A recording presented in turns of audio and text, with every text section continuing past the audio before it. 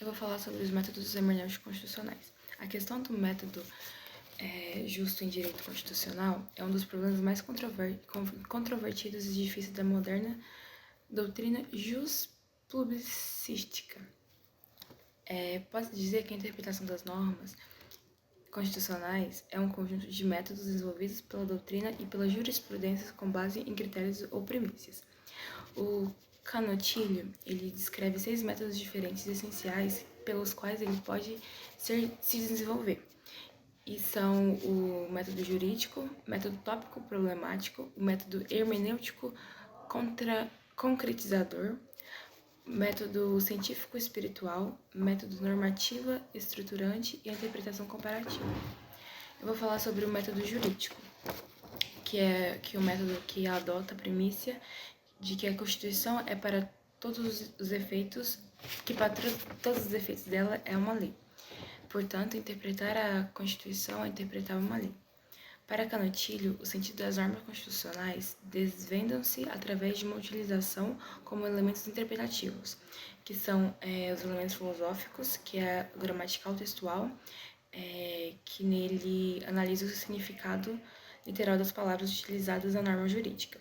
Tem o elemento lógico, que é o sistemático, que relaciona a norma a ser interpretada com o sistema jurídico como um todo. Tem o elemento histórico, que fala sobre a análise do contexto em que desenrolaram os trabalhos do Constituinte e dos registros dos debates então relacionados. Ele examina o contexto histórico em que a norma foi criada. E também tem o elemento genético, que é a investigação das origens dos conceitos empregados no texto constitucional, utilizado para desvendar o sentido das normas constitucionais. A adoção desse método é importante ao contexto da Constituição, pois é um ponto de partida para a tarefa de intérprete, sendo como função do intérprete de desvendar o sentido do texto sem ir além do teor literal dos preceitos, menos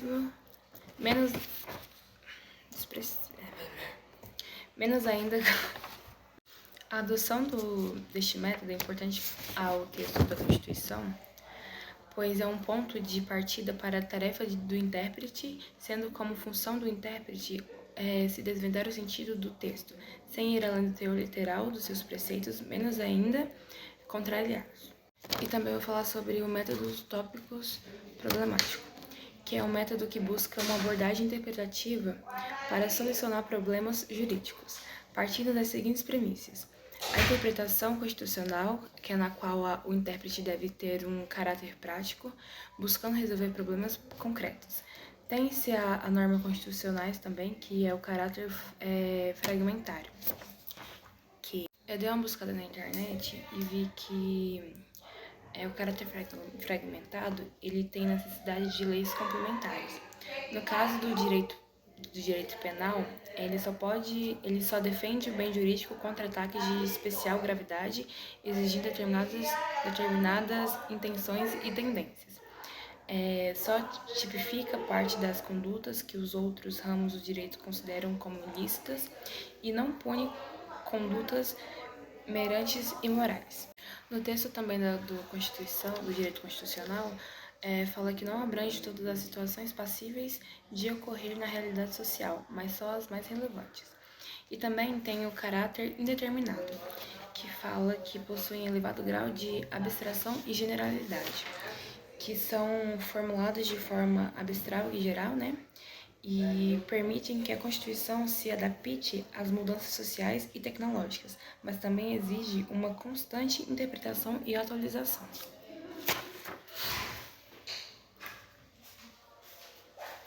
Isso permite que a Constituição se adapte a mudanças sociais e tecnológicas, como eu disse, garantindo sua perenidade.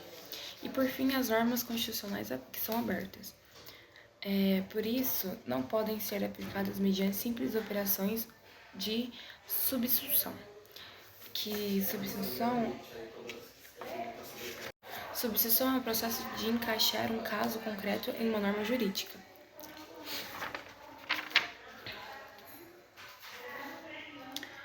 E e o que implica deva ser dada referência à discussão do problema. Este método consagra a interpretação da Constituição mediante um processo aberto e de argumentação entre os vários participantes, que é a pluralidade de intérprete, exigindo debates abertos e democráticos, procurando um meio mais aberto para encaixar e solucionar o problema. Segundo Canotilho, a adoção deste método merece sérias reticências, pois além de poder conduzir a um causismo sem limites, a interpretação não deveria partir do problema para a norma, mas desta para os problemas. Agora, trazendo a análise do Canotilho segundo os métodos hermenêuticos, a gente vai começar falando sobre a questão do método hermenêutico concretizador. Este método, ele busca trazer uma análise mais subjetiva da norma, sendo ela uma forma mais criativa, mais dinâmica, e por mais que ela seja criativa e dinâmica, ela não é arbitrária. E o que seria isso? Ela traz essa análise dentro do círculo hermenêutico proposto por Canotilho e, além disso, ela ocorre de uma forma gradual. E seguindo essa linha de raciocínio, outra classificação acerca do método hermenêutico seria o método hermenêutico espiritual. Essa forma espiritual proposta pelo autor, ele refere-se ao texto de forma que essa norma deveria trazer essa literalidade da lei, mas trazendo essa conexão social com a comunidade onde ela se aplica. O autor traz em sua análise que seria os valores subjacentes ao texto.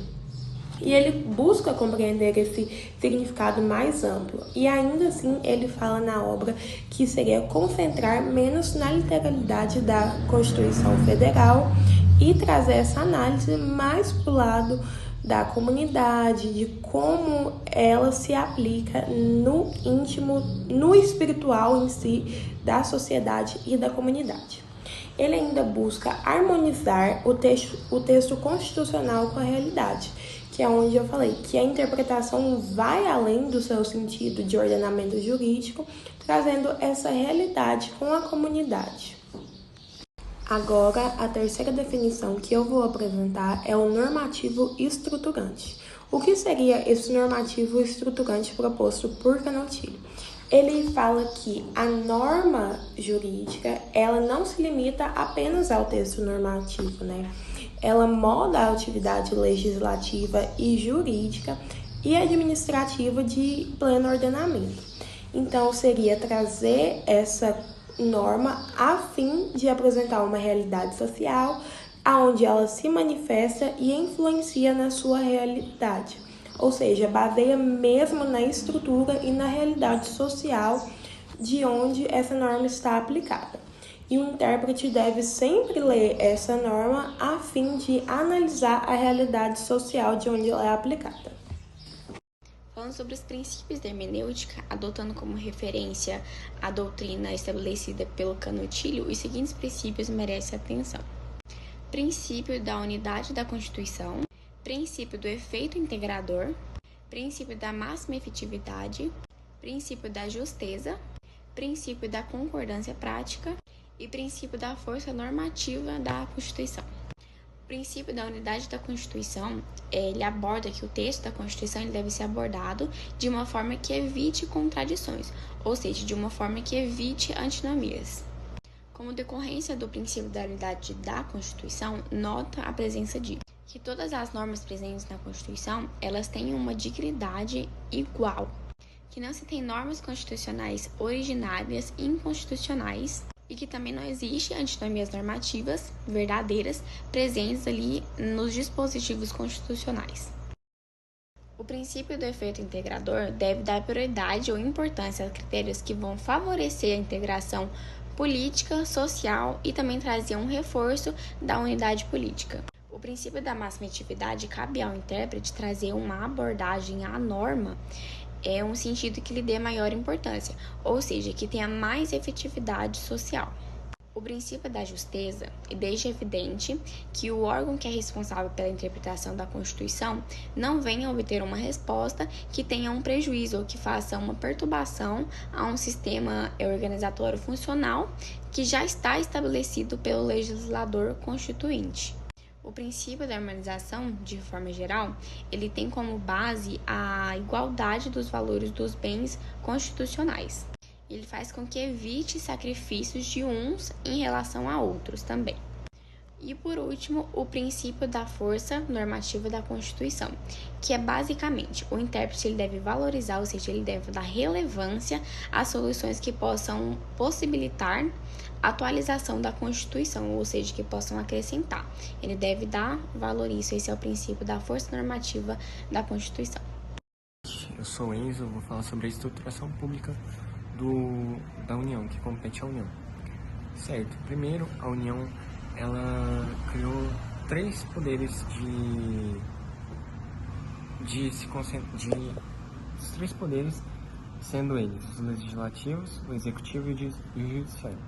O executivo, ele tem a função administrativa do Estado, no qual compete ele a tomar conta de todos os gastos, tomar toda a função administrativa que a União tem.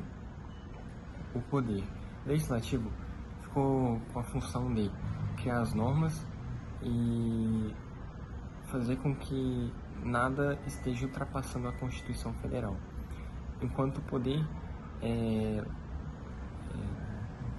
o judiciário tem o poder de julgar as normas criadas pelo legislativo. Certo. Fundando mais a minha fala sobre o Poder Executivo, eu posso falar sobre o Tribunal de Contas da União. Segundo a competência do Tribunal de Contas da União, segundo a doutrina e também sobre o ministro do STF, Alexandre de Moraes, fala que basicamente o Tribunal de Contas da União ele não é subordinado, porém ele é basicamente o órgão responsável pela fiscalização administrativa de todas as contas da União. Nele é composto por 9 ministros e cabe a ele a manutenção e a administração de todos os entes federativos, o Distrito Federal, a União completa e os estados e os municípios. Os meios administrativos, seja ele o judiciário, o executivo e o legislativo, eles são vedados da promoção pessoal, a pessoalidade, eles devem ser imparciais e devem seguir o princípio da moralidade administrativa, composta na doutrina. Sendo assim, a doutrina enfatiza que eles pedem que os 3 poderes sigam a boa-fé e a eficiência. Sendo esses, a forma do executivo, eles têm 2 formas de administração, a direta e a indireta. No âmbito administrativo dos entes federativos, cabe seguir a Carta Magna. Os estados eles têm a jurisdição de ser autônomos, serem auto-organizáveis, autolegislativos e autogoverno,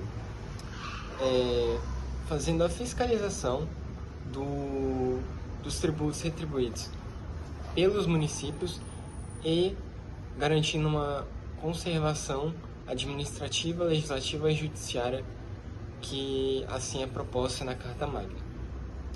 Sendo isso, os municípios são como os estados. Eles têm a jurisdição de autogovernar-se. Antes de voltar a esse assunto dos municípios, por meio das votações nos períodos de eleição, os estados devem eleger governadores.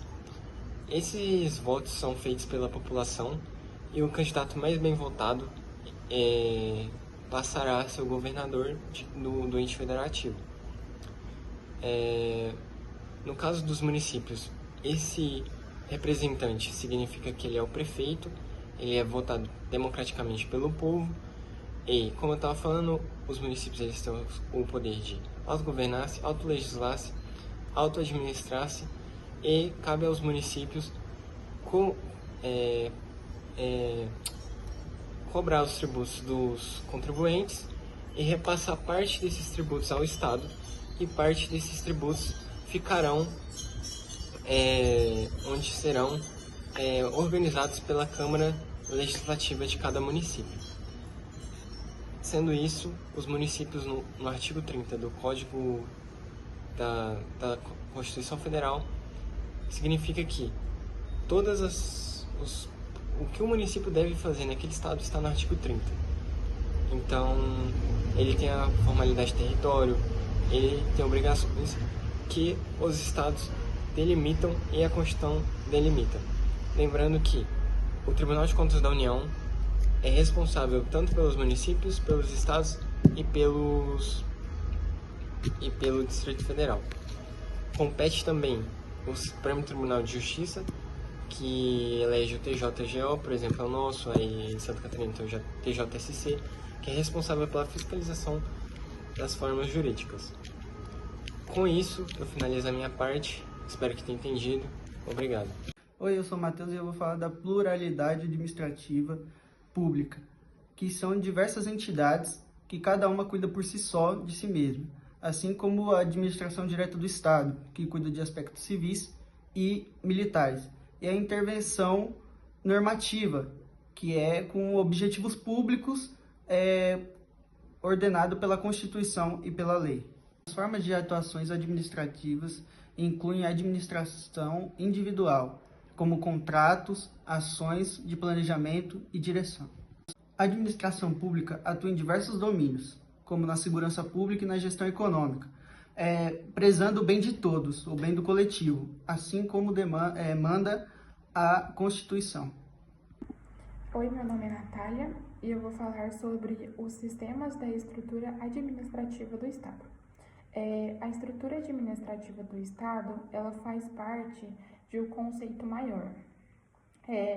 Esse modelo, ele não só organiza a divisão de funções entre os poderes, mas também orienta a execução de políticas públicas que buscam o bem comum.